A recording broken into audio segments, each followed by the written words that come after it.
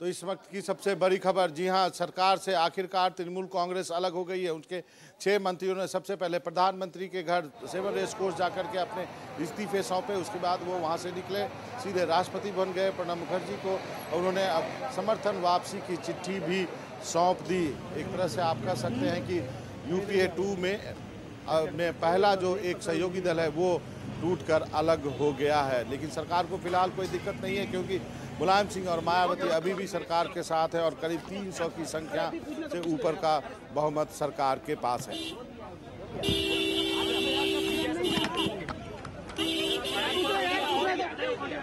This is nothing new.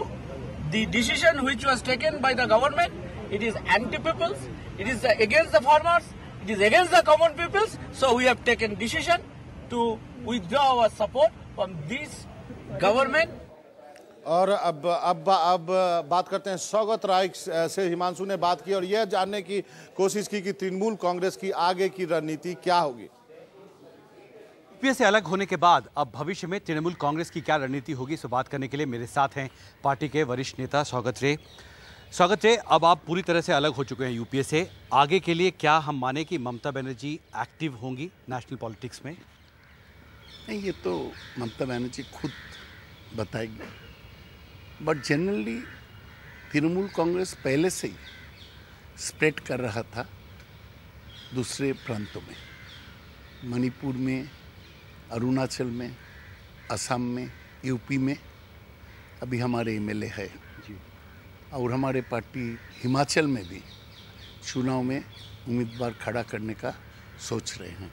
Chandigarh में कुछ दिन पहले हमारे सांसद KD सिंह बहुत बड़ा जुलूस निकले थे ये डीजल प्राइस के खिलाफ, और संसद में हम एक अपोजिशन पार्टी का रोल प्ले करेंगे, अकेला अपने बल पर खड़ा होकर जी। यानी एकला चलो रे की राह पर अब आगे बढ़ेगी तृणमूल कांग्रेस? अभी तो ऐसा ही उम्मीद है जी। एक महत्वपूर्ण सवाल ये उठता है कि कुछ विपक्ष के नेता मानते हैं कि सरकार जिस तरह के फैसले ले रही है जनहित के खिलाफ, उसमें बेहतर होगा कि अविश्वास प्रस्ताव सरकार के खिलाफ लाया जाए। ये एक विकल्प है। आपको लगता है कि ये एक अच्छा प्रस्ताव हो सकता है? इस बारे में अभी हम बताने नहीं चाहते हैं। संसद अधिवेशन अभी 2 महीना देर है, जब होगा तब हमारे पार्टी बैठ के फैसला करेगा जी। ये भी संकेत मिल रहे हैं कि तृणमूल कांग्रेस की तरफ से जंगीपुर में आप कैंडिडेट नहीं उतार रहे हैं कांग्रेस के उम्मीदवार के खिलाफ। क्या हम माने कि आप आगे के लिए भी एक रास्ता छोड़कर रखा है ममता बनर्जी ने? नहीं, ये क्यों ढूंढ रहे हैं लेकिन इसके बारे में शायद मुकुल राय या ममता बनर्जी खुद बता सकेंगे। एक सवाल ये भी महत्वपूर्ण होता है कि जिस तरह से ममता बनर्जी लगातार जब से वो मुख्यमंत्री बनी आर्थिक पैकेज की मांग कर रही थी, अब जब वो यूपीए में नहीं है, आपको नहीं लगता कि इससे जो केंद्र की जो बड़ी योजनाएं हैं पश्चिम बंगाल में, उनको आगे बढ़ाना मुश्किल हो सकता है? मुझे नहीं लगता है। क्यों? हिंदुस्तान में तो काफ़ी अपोजिशन रूल स्टेट है जी। तब क्या यही मानने चलेगा कि सेंटर अपने मनमानी से जिसको चाहे पैसा दे और जिसको नहीं चाहे पैसा नहीं दे? नहीं, हमारे एक तो संविधान है और वहाँ प्रांतीय सरकार और केंद्रीय सरकार का भूमिका जो है वो स्पष्ट है जी। तो हम तो आशा करते हैं हमारे वहाँ फेयर ट्रीटमेंट होगा। नहीं होगा तो इसको लेकर हम लड़ेंगे, ये सवाल उठाएंगे।